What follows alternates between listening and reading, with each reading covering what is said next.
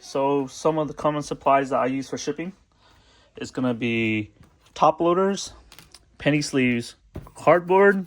You could cut them out or you buy it like this. I started cutting my own cardboard, and then I'll just use one as a reference and start cutting multiple just to have.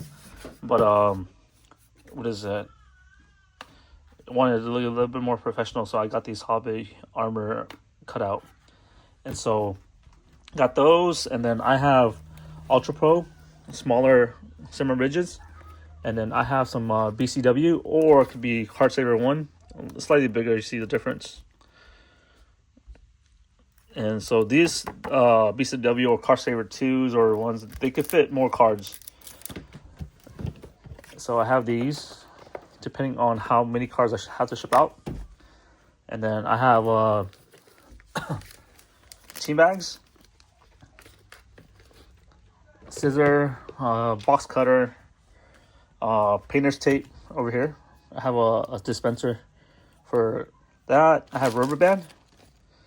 I have some one-touch mags, and then a scale to weigh on my packages so that I know. A thermal printer with thermal labels, and then I have a ink toner printer for my TCG stuff. And then on here I have a box of heavy duty index paper to put with my singles whenever I ship, like, you know, my $1 to $5, so that I can write thank you, and then just add a little layer of protection. And then I got some gift card stock with I think these are A7 envelopes. Like, they're like pretty much like thank you cards style.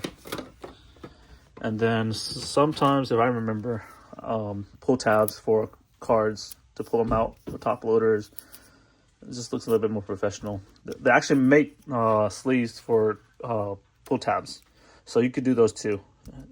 But I buy them in bulk in penny sleeves, so I just buy these to put on it. Sharpies to write, pens to write. From that, and then I have my fragile stickers, and then I have for TCG I have a roll of Forever stamps.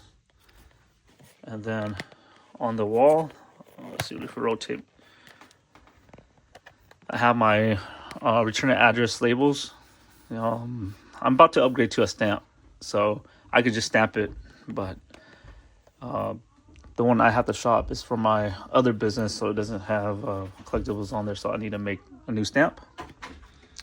And then on here, it's just my shelf rack for all my boxes, and I like having a lot of extras because I don't like to run out whenever I need it.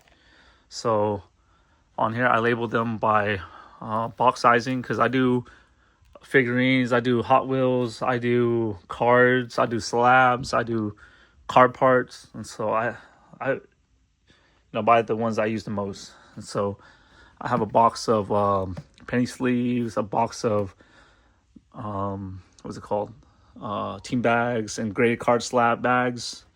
I use bubble mailer, bubble mailer here. These are my A6 envelopes for my singles. I buy them in bulk. It's a lot cheaper. Same with card stock for my $5 to $20. Comes with stock and the envelope in together as a set. These are just an extra roll of packaging paper. And then here is what I buy from Walmart, the Ultra Pro Semi Rigids. These sizes are, I want to say like 3-inch by, 3.5 by 2.5. So these are the small ones, Ultra Pros. And then regular envelopes with window for TCG. So I print them, and then it has the address here. And then hobby, armor, and then business cards, one touch. Then I used to use these. These are for my sticker machines. I used to use these, but for index cards, but the stamping doesn't it smears because this is like a gloss finish. So I just use these for dividers for like my boxes for sorting cards. And then boxes, so my most common boxes, you know, for Hot Wheels, you know, premium gold, 7x5x2. I used to use these for shipping out my slabs, but then I started running out of them too quick, so I got some 6x4x1 for slabs and for singles, high-end singles. And so I'm gonna save these for like doing just Hot Wheels. And then down here we got some 8x4, 8x8x4. These are usually for like boxes, for like blaster boxes and stuff, for mega boxes for sports. 3x7x10. And then down here I got a 6x6x3.